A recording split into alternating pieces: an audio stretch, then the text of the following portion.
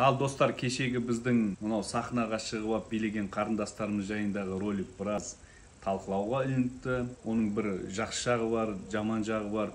Әр адамның ойында әртүрлі өзінің бір түйсігі бар ғой. Біліміне сай, мәдениетіне сай, ол қалалық па, ауылдық па, ол бір отбасында қанша бала-шаға бар екен. Бәріне ол байланысты да. Сол үшін әр адамның өзінің бір қалыптасқан бір көзқарасы бар.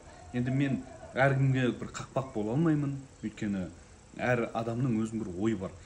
Мен жеткізейін деген нәрсемді подписчиктерім тыңдап, маған рахметін айтып, қаншама лайк, қаншама перепост жасап, енді өздеріңіз көріп тұрсыздар, өйткені қолдап жатқандар қыз балалардың ішінде өте көп, ұл балалар да қолдап жатыр. Өйткені бұл заманауи проблема. Менің тарапымнан енді қателік кетті деген сөздер мен аса көріп тұрған жоқпын. Бұл жерде мен біреулер расист деп айтып жатыр екен, феминист, буллинг бір нәрсе деп. Шындығында егерде біздің осы Май Қазақ парақшасын қарасаңыздар, осы біз қаншама Facebook, Instagram барлық жерлерде біз буллингке, феминизмге, расизмге біз қарсы тұрған адамдармыз. Керісінше біз осы қыздардың қамын ойлап, керісінше осы балалардың тәрбиесіне сөзбен ғана емес, іспен жетім балаларды асырап, қаншама мұқтаж жандар, семьяларды, көп балалы отбасыларға көмектескеніміз бар. Оны мен қазір бұл жерде айтудың қажеті жоқ. Білгілеріңіз келсе, осы Май Қазақ парақшасынан тауып алсаңыздар болады.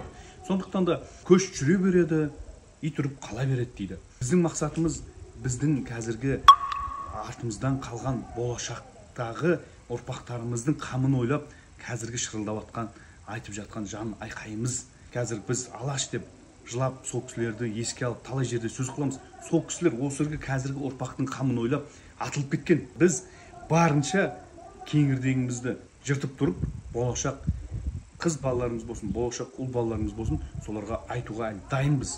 Сіздер біреулер айтып жатыр комментарияда, неге сен педофил жайында айтпайсың, неге сен жаңағы феминизм жайында айтпайсың. Біз соның бәрін айтқандай айттық, және де біз кеше ғана педофил жайында біз ролик жазған болатынбыз. Оны біз бүгін шығарайық десек, бүгін біз Арбатқа барып, Арбатта біздің осылай жастарымыз осылай не дер екен, кешегі видео жайында не дер екен, солардың ойын білеміз.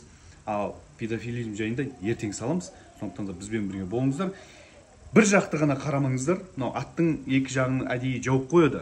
Неге? Ат жан-жағына қарап шаппас үшін. Жан-жағына қарап шабатын болса, бір жерден үркуі мүмкін, болмаса басқа нәрсеге еліктеуі мүмкін. Сол үшін ол тек қана алдыға қарап шабады екен. Сондықтан сіздер бір жақты ғана болмаңыздар, жан-жақты болыңыздар, жан-жақты қараңыздар. Адамдар әртүрлі, әркімнің ойына қақпақ бола алмаймыз. Сондықтан да бір-біріміз үшін тек қана жақсы ойда болайық.